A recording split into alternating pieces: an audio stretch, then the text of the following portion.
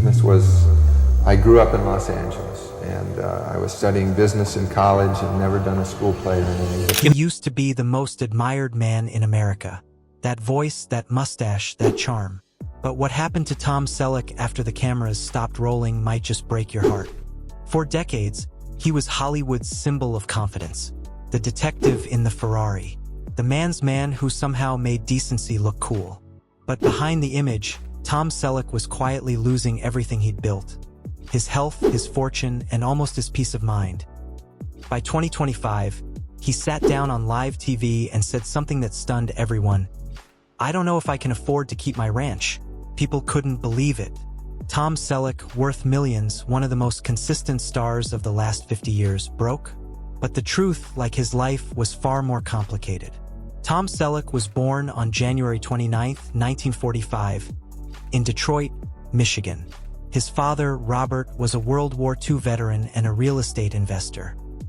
His mother, Martha, was a homemaker who kept the family grounded. In 1948, when Tom was just 3, his father moved the whole family to California. He took a commission-only job in Los Angeles.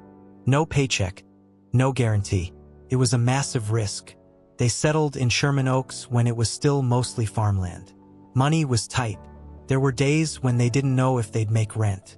Tom's father worked 12-hour days, but he always believed California was where their future lay. And he was right. By 1960, he was earning the equivalent of a small fortune. Tom grew up tall, awkward, and unsure. By high school, he was already 6'4". He felt out of place, like he didn't belong anywhere. But sports gave him focus. He played basketball, baseball, anything that made sense of his size. That discipline, that quiet work ethic, it never left him. Then, when he was 17, came the accident that changed everything. He and 2 friends were speeding down Mulholland Drive in his mother's red Chevy Corvair. The car lost control, went airborne, and crashed. They somehow survived. That moment would haunt him for decades. He wrote about it years later in his memoir, saying it made him see life differently. That from then on, every choice had to mean something. Tom worked his way through high school and college. He took a job at a clothing store to help his family. He even represented United Airlines on campus. He wasn't rich. He wasn't famous. He was just another hard-working California kid trying to figure life out. He dreamed of USC, but he couldn't afford it. So he went to Valley Junior College first, saving every dollar. In 1965, he finally made it to USC. Played basketball for a year, barely scored. But that wasn't his real passion. He started acting classes almost by accident. His fraternity brothers signed him up for the dating game as a joke. He lost twice, but a casting agent saw something in that tall, humble kid and offered him a Pepsi commercial. That one ad paid him $1,000, enough to change everything. In 1967, he signed with 20th Century Fox. For a moment, it looked like the dream had arrived. Then the draft letter came.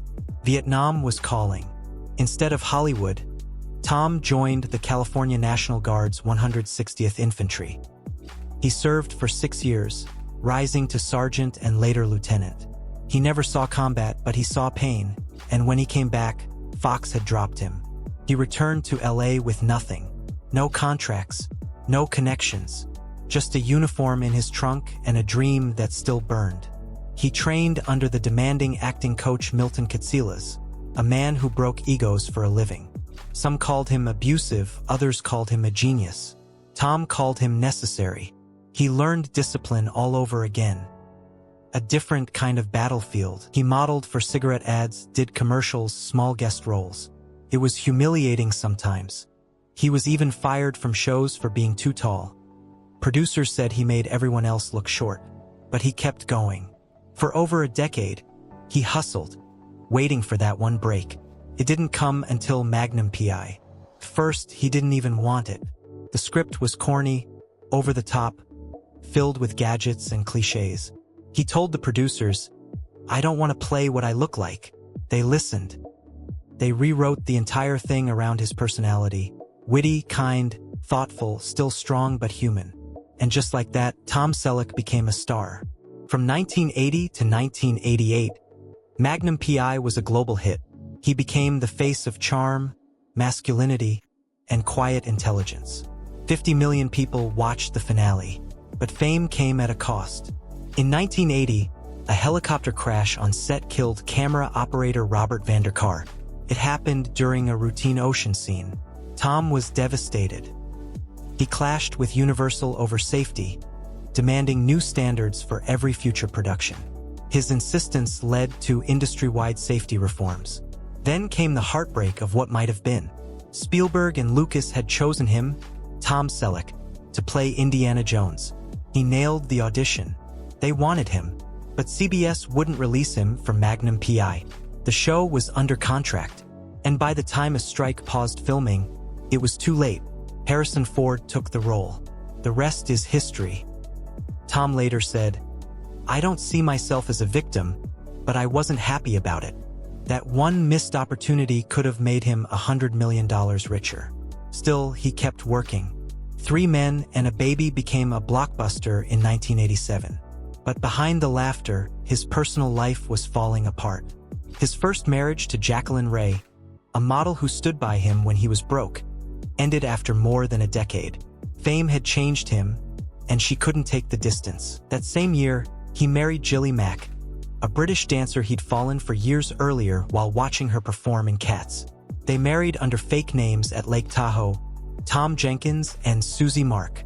Even the minister didn't know who they were until the ceremony started. They forgot the marriage license and had to send someone racing to Reno to fix it. It was messy, secretive, and somehow very human. In 1988, their daughter Hannah was born on Tom's avocado ranch in Ventura County. That ranch became his refuge.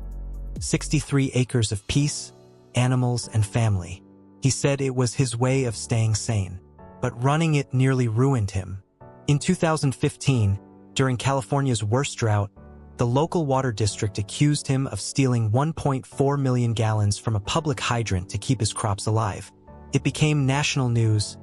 Magnum P.I. busted for water theft. He paid over $20,000 to settle the case and stop the tanker deliveries. It embarrassed him deeply. Then came the losses he couldn't control. Droughts killed nearly all his avocado trees. Even 100-year-old oaks died on the land he loved most. He said it broke his heart to see them go.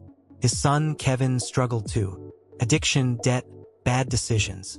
Tom tried everything: rehab, money, forgiveness, but it took years for Kevin to recover.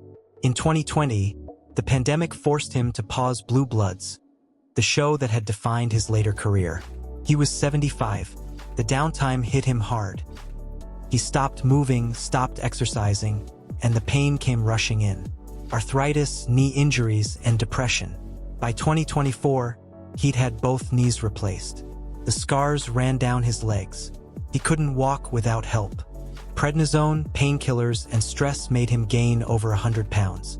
At 6'4", he now weighed close to 350. His friends said he was eating fast food in secret, hiding burger bags so his wife wouldn't see. Gilly never left his side, but the years wore her down too. The man who once rode horses across his ranch now used a truck to get around. The man who once ran miles now struggled to stand for long takes.